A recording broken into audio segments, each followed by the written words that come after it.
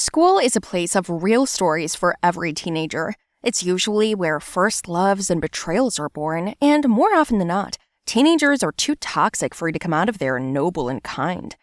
I don't want to brag, but I was one of those kids who were often mercurial. What does envy mean to you? Do you even know what envy means? Oh, that girl has a nicer dress than me. His car is cooler than mine. Why is he in her place and not me? You've often heard these phrases. What do they really mean? Envy is not a feeling of anger or resentment. It is an annoyance at the fact that this person has something and you do not. I came to this new school 2 months ago and had time to make a fuss. Within a week, everyone knew how rich I was. I just threw a party at my B&B, hired people, waiters, cooks, and DJs. Everything went off without a hitch. Julie was the most important girl at school. I invited her first, and then everyone else I didn't even invite came on after her. The party of 120 people was so loud that it felt like the ground was shaking. That wasn't the whole surprise. Besides the swanky house, I still had something to delight everyone.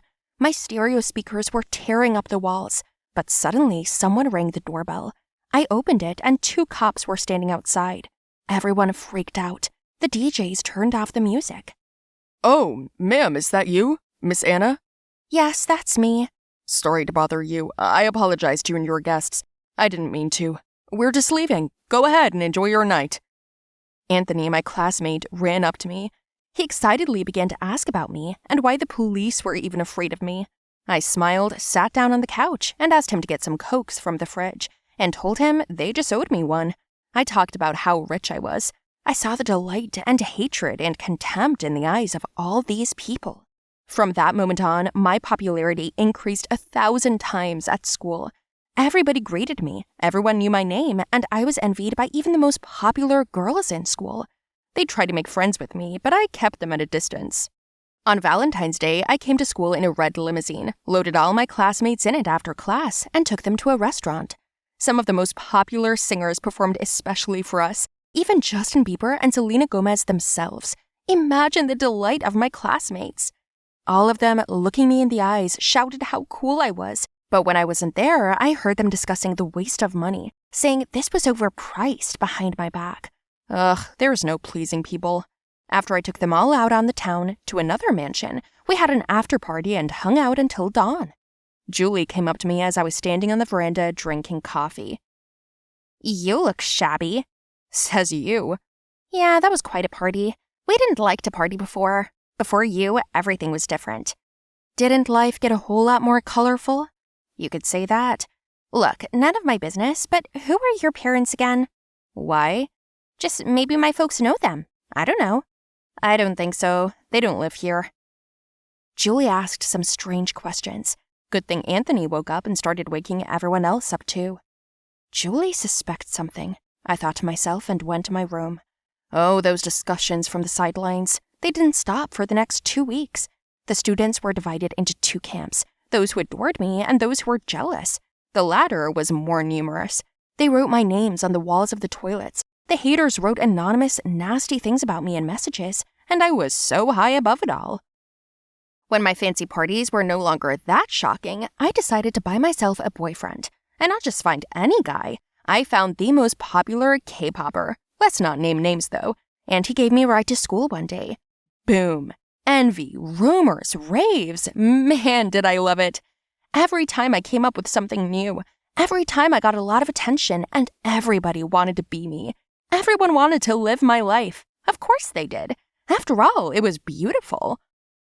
When summer vacation came around, I invited everyone to hang out on the yacht. That's where my angry half of fans exploded. Julie was sitting there red with anger. I saw it and decided to stir her up a little more. "Come on, Julie, your cheeks are about to burst with envy." I laughed. She didn't, and neither did the other girls. They shouted in my face, "How much of a show-off can you be?" And I replied that there was no limit.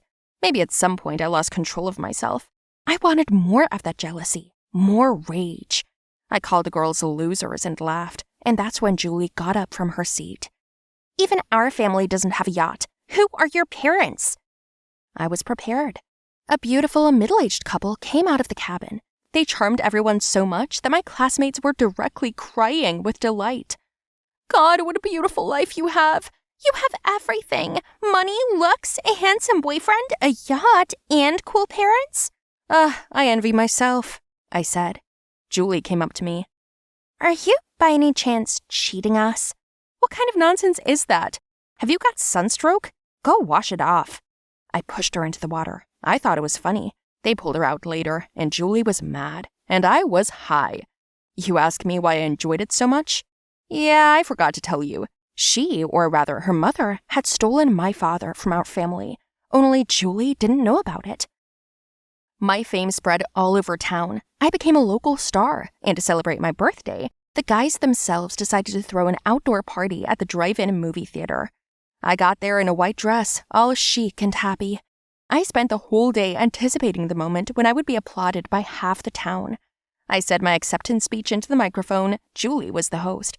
She talked about my beauty and my life in general, and then handed the microphone to another person. The poor, unassuming old woman looked me straight in the eye and said, "Happy birthday, daughter." It was like I was doused in boiling water. I smiled nervously, but Julie took the microphone and said, "Where are you going? This is just the beginning." A huge screen showed videos and pictures of my real life. My poor mother, what I looked like without all the makeup and fashion, that Bieber and Gomez were cheap doppelgangers, and my K-pop boyfriend was a regular Korean neighbor. I was being destroyed piece by piece, and I just stood there looking at my mother. Now the real question. Why do you hate me so much, Anna? The crowd threw loud comments. I took off my shoes, pseudo-Louboutins, threw Anthony in the stomach, went up on stage, and asked my mother why she'd do this to me. My mother cried, said she was tired of it all, tired of revenge. Well, beggar girl, you've come a long way from lying, but I can feel the bums. What did you get? I got it. I got what I wanted. Ask me where I got my money. I'm very smart. And where do I get the nerve? I'm vindictive. My father, he raised me to be a greedy child.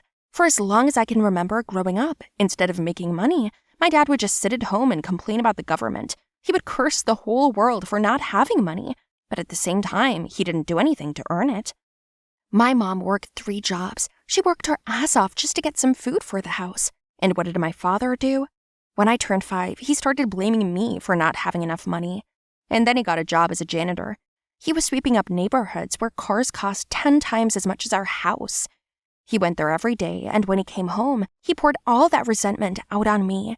He would talk about what kind of people owned that wealth and who gave them the right to be so rich, so happy. And then he ditched us. He met your mother, Julie, and she fell in love with his beautiful face. Unfortunately, that's all he's got. And since your mother was always rich, she didn't care about money. He left. He got everything but the boat. And when I asked him for help, to lend me $20, he said he didn't even remember who I was. And I knew I could get attention through money. And then I found out where you went to school. My dad showed up. Yesterday, he invited me to a cafe, and you know what he said? That he loved me and my mother, and that you weren't his daughter, and that he wanted me to come back. Julie was shocked. She was angry. I'm sorry, Julie. You're just a pawn in this story, a pawn who played along with me. Thank you for exposing me, for telling everyone about my dad, I said. Julie roared and threw the microphone at me, but my mom caught it. She took my hand and we left. My mission was over. I had won anyway, and even though the story is all fake, other people's mansions, cars, jewelry, hired singers, and even my parents, I still won. Envy is a bad feeling. I wouldn't advise it to be manipulated. Not to anyone. Ever.